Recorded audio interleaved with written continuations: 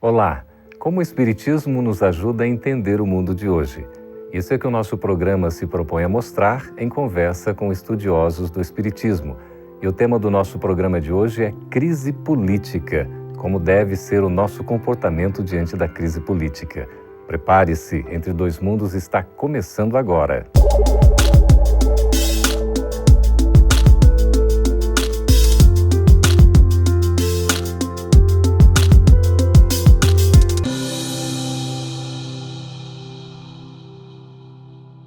Estamos recebendo muitos questionamentos sobre como devemos avaliar a situação da crise política do Brasil neste momento.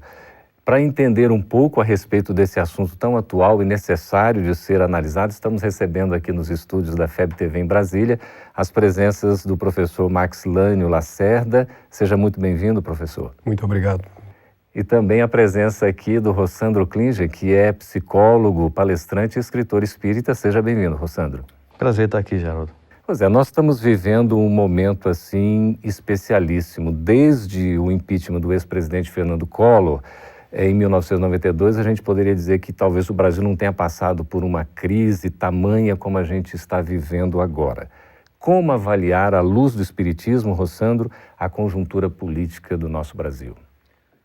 Nós sabemos, e é delicado falar do tema para não parecer que a gente está sendo partidarista, né? Nós sabemos que momentos de transição histórica, e nós temos dados que os historiadores não têm, que essa transição não é só histórica, ela é espiritual também, tem pontos de inflexão muito significativos. E claro que se existe um ambiente que no Brasil hoje precisa de muitas reformas para que a gente possa caminhar célere do ponto de vista da nação e no seu pacto coletivo, é o ambiente político. O que tem acontecido hoje, para nós espíritas, chama a atenção, não é a crise em si, mas o nosso comportamento diante da crise.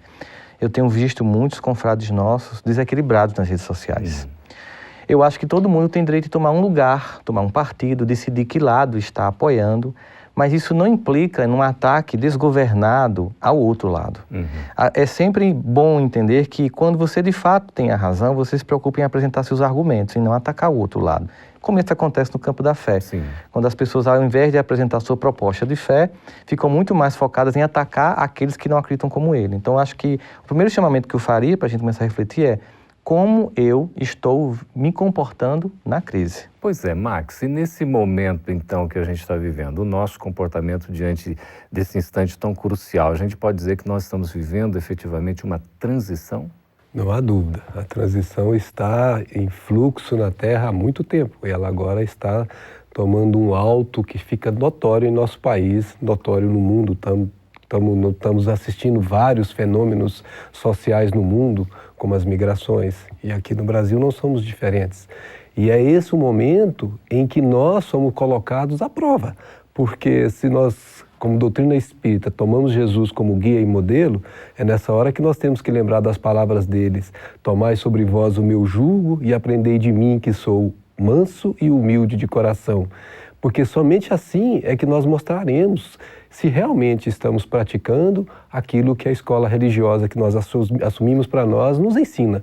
E Jesus é o momento chave para nós em todas as situações de crise, além das situações normais. Então, comportamentos como o Rossandro falou, de pessoas que saem postulando posições que não são cristãs, mostram que essas pessoas não estão assumindo a postura cristã no momento chave de mostrar quem são. É o momento de nós, espíritas, sermos pacíficos, serenos, para que esse momento seja menos turbulento do que naturalmente já o é. Então, Rossandro, a gente vê muita gente reclamando, né, desse momento difícil que a gente está atravessando. Mas qual deve ser, efetivamente, a nossa postura diante dessa crise? De fato, e o Marx está falando isso de forma muito clara, que não significa dizer que a gente vai ser omisso. Né? Ser brando e pacífico, e Marx deixou isso muito claro, não é ser omisso. É natural que você tome alguma posição. É como você toma essa posição que é preocupante. Eu cheguei a alguns amigos pessoalmente e disse: se você conseguisse fazer no seu Facebook, ou no seu Instagram, ou no Snapchat, nas suas redes sociais de um modo geral, com a intensidade de postagens e a frequência e o espaço de tempo que você faz divulgando o Evangelho, seria fantástico. Muito melhor. Não é? Porque assim, se você conseguisse defender a causa do Cristo com a intensidade que você defende este ou este partido, esta ou esta pessoa, eu veria mais resultado. Porque, afinal de contas, são pessoas falíveis que, se as circunstâncias políticas mudarem, podem estar novamente juntos nos palanques. Pois é. E as pessoas têm tido conflitos familiares entre grupos espíritas, as pessoas têm levado uma bandeira para dentro da instituição que não é a nossa, porque a nossa é a do Cristo. Nós temos, como cidadão, que chegar lá fora e exercer nosso direito a voto e nossa opinião política, mas é sempre a forma... É como o Max está dizendo, a gente está vendo... O que a gente está vendo? No momento de crise, eu tenho que demonstrar se o meu treino de ser em reforma vai se manifestar aí. Porque o que é que eu estou mostrando agora? Eu estou mostrando a exacerbação, digo que a timeline do Facebook ou do Instagram é como se fosse uma linha que vai demonstrando sua conduta. Você está projetando quem você é ali. Está nos faltando um pouquinho, talvez, de discernimento? Discernimento talvez sim, mas talvez força moral para se colocar como nos devemos colocar e não como nós queremos nos colocar. Porque o personalismo, Geraldo, tem sido a causa das maiores derrocadas de nossas sociedades humanas. E nós aqui no Brasil não somos diferentes. Como nós tomamos um livro como este aqui, que é Brasil, Coração do Mundo, Pátria do Evangelho, nós vamos encontrar esse autor que fora encarnado entre nós, dizendo, Humberto de Campos, dizendo que o nosso país foi tutelado até antes de se tornar república pelos nossos benfeitores de perto. E depois que se torna república, ele passa a ter maioridade. E os nossos atos agora são de nossa responsabilidade direta. Não temos mais a tutela anterior. E é por isso que nós precisamos, espíritas, posicionar-nos evangelicamente de fato, para que não haja esse procedimento que nós assistimos tão fortemente na sociedade humana. Então, Rossandro, não seria um pouco contraditório nessa questão da programação do Brasil como coração do mundo, pátria do Evangelho, e a gente vivendo tanto conflito, afinal de contas? É sempre bom lembrar que Jesus disse que veio para os que estão doentes e não para os que estão sãos. Então, em qualquer circunstância que o mestre se apresente, todos aqueles que se candidatam à sua presença, que estão num templo espírita, evangélico, ou numa igreja católica, ou num país cristão, está num ambiente de almas doentes. Então é natural que em um ambiente de almas doentes você veja doentes, você veja falência moral. E é o chamamento justamente porque é o poder do Evangelho. Ele dizia assim, aquilo que eu trago é tão forte, tão impactante, e é de um amor tão incompreensível, que é para resgatar pessoas que nem acreditam em si. Então é muito fácil nesse momento a gente estar em descrença. Mas o que a gente observa é muito pelo contrário. É o poder do amor de resgate do Cristo, não só no plano individual, mas também no plano coletivo. E a gente pode afirmar que somos doentes espiritualmente, Max?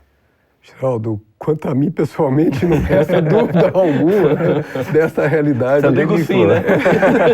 Sim, sem dúvida. Ora, se nós observarmos, nós vamos lembrar que Allan Kardec disse que se reconhece o verdadeiro espírita pela sua transformação moral. O olhar para si e reconhecer os seus pontos já evoluídos, já conquistados, mas também reconhecer, sobretudo, os pontos que precisam ser melhorados. E depois ele diz que se reconhece o verdadeiro espírita pelo esforço que faz para domar as más tendências. Então, cada um meça o esforço que tem que fazer para domar as más tendências e se categorize em são ou doente. Cada um de nós tem a livre análise de si, né? Não é uma análise fácil, né? E a conclusão pode ser, inclusive... Se concluir que não está doente, é o mais doente de todos. Pois é, a gente tem uma pergunta aqui interessante também, que é em termos do espiritismo. A gente está falando, né? Como é que o espiritismo, de fato, pode contribuir para ajudar o Brasil nesse momento, né? O progresso do Brasil. Mas nós vamos para um breve intervalo, Rossandro e Max também, e voltamos daqui a pouquinho. Você continua nos acompanhando, por gentileza, que a gente volta com a resposta.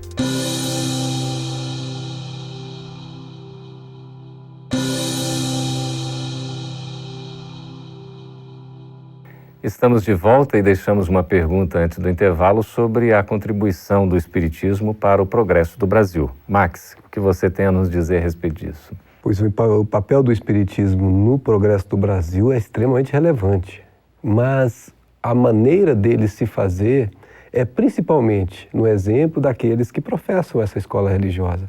Porque se o nosso comportamento aqueles que professamos o Espiritismo, não condiz com o que a escola religiosa nos ensina, nós estamos contribuindo para o descrédito dessa escola religiosa, contribuindo para a diminuição da harmonia que nós precisamos nesses momentos de turbulência. Por isso, mais do que só falar é importante, mas viver a mensagem, ser pacífico ao se manifestar, ser pacífico ao votar, ser pacífico ao se pronunciar o que vai impactar sobre os outros, porque nós sabemos que a nossa posição influencia no meio, e essa influência é uma das grandes cartadas para a harmonização deste país. Rossandro, você acha que a gente está se deixando envolver por essa situação toda e, de repente, não correspondendo a esse comportamento ético cristão espírita? Tem muita gente. Eu acho que, como o Max fez aquela observação sobre cada um faça uma avaliação de si, eu acho que nos cabe cada um fazer uma autocrítica de como eu estou me manifestando nesse momento. Se a minha experiência do Evangelho está se manifestando na crise. Porque é nesse momento que a gente tem que aprender que é muito fácil agir como Jesus. Mas a proposta do Evangelho é que a gente incorpore de forma tão cabal esse Evangelho, vive em nossas vidas, que a gente passe a reagir como Jesus. Que mesmo no momento da surpresa, de um ataque, eu consiga me manifestar da forma mais justa e não reaja instintivamente sem um combate a essas más inclinações. Então é importante que cada um de nós faça uma reflexão sobre sua própria vida, a cota do que Santo Agostinho nos propõe no Livro dos Espíritos. E nesse momento eu diria que em crise não é nem ao final do dia. Eu acho que a cada fim de hora a gente tem que fazer um checklist de como é que eu me comportei nos últimos 60 minutos para que eu esteja num processo de vigilância sobre pautar a minha vida de um novo modelo. Que não significa, né, Sandro, que isso é fácil, né? Não. Isso não é fácil, não porque os impulsos atávicos que nós trazemos para reproduzir é muito mais de reagir do que de agir. Exato. Mas se estivermos vigilantes, como você bem colocou, nós podemos corrigir. Ainda há tempo. Há tempo. Nós podemos voltar e refazer aquilo que não fizemos bem e ser, como ele disse, o Mestre Divino, humilde, o capaz de ser humilde para reconhecer que errou e rever os passos. Aí sim nós estamos mostrando que somos verdadeiramente cristãos. Porque se nós não procedermos assim, se esperar de nós que sejamos já santos, nós não vamos construir nada, porque nós não o somos. Exato, mas na verdade a gente percebe o seguinte, toda experiência que Deus nos manda para a Terra é uma experiência de amor. É sempre com o objetivo de amor. A gente nasce numa família com o objetivo de perdoar e amar. A gente vai a um ambiente de trabalho, que é uma reprodução do modelo familiar ampliado, para aprender a perdoar e amar. A política também é um ambiente de projeção do amor. Então, eu queria perguntar para vocês, e a questão de um político corrupto, como é que fica esse indivíduo perante as leis divinas? Eu acredito que a primeira coisa que tem que vir à nossa mente, inclusive como espíritos reencarnacionistas, é imaginar que nós já estivemos nessa posição. Não ficar julgando o outro. Isso sempre implica que quem nunca tiver pecado, que atire a primeira pedra. Ao mesmo tempo, nós também temos que lembrar que o próprio Cristo dizia: o escândalo tem de vir, mas ai daquele por quem vem o escândalo. Isso não quer dizer que é uma condenação cabal, mas que Deus ele é responsável por seus filhos, e quando os seus filhos não cumprem o papel que deveriam cumprir, eles vão ter que ser chamados a atenção.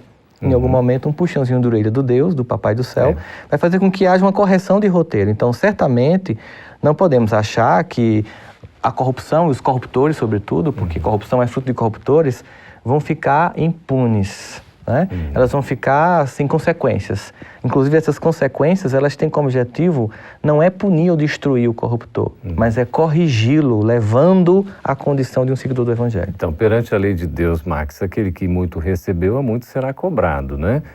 Um político, por exemplo, tem a grande oportunidade de ser um representante do povo, enfim, ele não é um grande responsável? Sem dúvida, mas vejamos, há um planejamento reencarnatório. Nenhum de nós desce aqui a passeio. Nenhum de nós desce aqui desprovido de um programa espiritual em que nós tenhamos os nossos papéis relevantes destacados. Ora, se eu assumo a posição de vir como político, é certo que eu terei que responder por isso. E, obviamente, quanto mais voltado ao Evangelho, quanto mais voltado ao conhecimento dos princípios reais da vida, mais facilidade eu tenho para errar menos. Não significa que não erraremos, mas erraremos menos. Então, nós temos que ter misericórdia para com aqueles que estão comandando este país, seja em que posição for, porque a carga sobre os seus ombros é muito maior do que nós costumamos imaginar. Estar na posição deles implica em estar carregando fardos pesados. Sim. E como Rossandro bem lembrou, cada um responderá pelos seus atos. Nenhum de nós passará em branco. E isso tudo é aprendizado, não só para eles, mas um aprendizado coletivo, porque aqueles que hoje fazem os comentários perniciosos acerca daqueles que estão lá, poderão estar lá, também sendo objeto das mesmas chincalhas, né? Porque, na verdade, eles não sabem que o mundo é um mundo que volta, nós somos um processo de ir e vir, né? E o povo, nesse caso, como é que fica? A manifestação do povo de uma maneira mais ordeira, a gente pode dizer que está havendo uma evolução nesse sentido? Sim, eu acredito que não há como negar que a gente tem visto, primeiro, uma participação mais intensa e mais harmoniosa. Não é somente mais harmonia, mas mais intensidade de participação. Nós temos o novo, que são o advento das redes sociais, que permitem uma participação direta. A gente viu, enquanto que os congressistas votavam no domingo, os comentários, tanto jacotos como também críticas mais serenas e mais objetivas, eram feitas nos grupos, e isso também mostrava uma participação das pessoas, porque faz parte da regeneração o empoderamento das massas. No momento em que você tem essa transição para um novo momento, significa dizer que as pessoas que concentravam poder diminuem essa concentração e as massas são empoderadas. Isso acontece no plano da política, da economia. Na geopolítica mundial, há um empoderamento de nações que não tinham preponderância no espectro geopolítico do passado. Isso também está acontecendo. Isso não é ruim? Não, muito pelo contrário. Eu vi um comentário interessante. A gente viu que houve alguns... Na votação, por exemplo, de aceitar ou não que deve haver impeachment, na Câmara, a gente viu que havia um momento que os deputados se manifestavam de forma até meio que ridícula, né? E um comentarista disse o seguinte: na verdade, o que a gente viu ali é que não tem mais caciques. São todos meio que baixo clero, como eles costumam classificar o Congresso. Mas isso é um lado positivo, significa dizer que o povo consegue eleger mais gente. Então tem mais gente do povo, não grandes caciques, grandes coronéis da política estão só lá. Mas o que é que a gente tem que trabalhar agora? É qualificar melhor esse representante do povo que vai, né? Então, mas a gente está tendo aí aumento da participação popular, inclusive das divergências, de pessoas que defendem, por exemplo, a homoafetividade, outros que são homofóbicos, mas estavam lá no Congresso representando seus grupos. Isso é uma democracia. Então, Max, para diminuir essa questão da corrupção, necessariamente a gente tem que passar por um processo de reforma moral. Com certeza. Daí porque, como disse Jesus, ide e pregai. Nós precisamos levar esses valores, esses princípios que são eternos, que são duradouros, a todas as pessoas. Então, nós espíritas, quando fazemos um programa desse, estamos tendo a oportunidade de comentar sobre esses valores que são esquecidos, às vezes, no trabalho que se conduz lá. Pois é, Max e Rossandro, nós estamos conversando sobre um assunto tão importante, né? Se você estiver gostando aí do nosso programa, quiser acessar este e outros programas também, você pode ver o nosso canal aí, Gotas de Luz, no YouTube. Fique à vontade. A gente vai para um breve intervalo e volta daqui a pouquinho já para responder as perguntas dos nossos espectadores.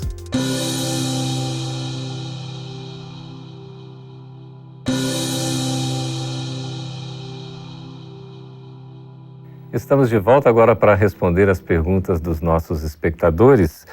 É o Paulo de Tarso Pereira Viana de Brasília, Max. Ele pergunta o seguinte: como se posicionar politicamente neste período conturbado do Brasil? A resposta que nós poderíamos proporcionar seria a resposta que nós adotamos para nós mesmos. Porque é a hora de você mostrar aqueles valores, sem ser omisso, né? Sem ser aquela pessoa que não está participando, mas sendo participativo e colocando-se de maneira pacífica, serena, mas colocando-se, não se deixando levar pelo calor das massas, não mudando de opinião porque outros mudaram, porque uns vão, eu vou com eles. Não, eu tenho os valores. Então isso são princípios, e princípios são os que nos definem nas horas de crítica. É o momento, Rossandro, aí de discernimento e de equilíbrio? Com certeza, e eu concordo demais com o Max. A gente se posiciona levando nossos valores. A gente não é omisso porque nós estamos encarnados, e quem decide o momento histórico do Brasil, quem vota, somos nós. Os espíritos não fizeram biometria no TSE, não vão votar. É uma tarefa de nós que estamos encarnados ajudar no desenvolvimento histórico do nosso povo. Ok, aqui Marina Tavares, de Belo Horizonte, Minas Gerais. Rossandro, na situação atual do Brasil, percebemos um atraso moral na política. É possível ter esperanças quanto ao futuro da política brasileira? Com certeza, com certeza. Na verdade, eu fiz uma palestra aqui uma vez no Ministério da Justiça. Quando terminou, nós saímos para jantar e encontramos um ministro supremo aposentado.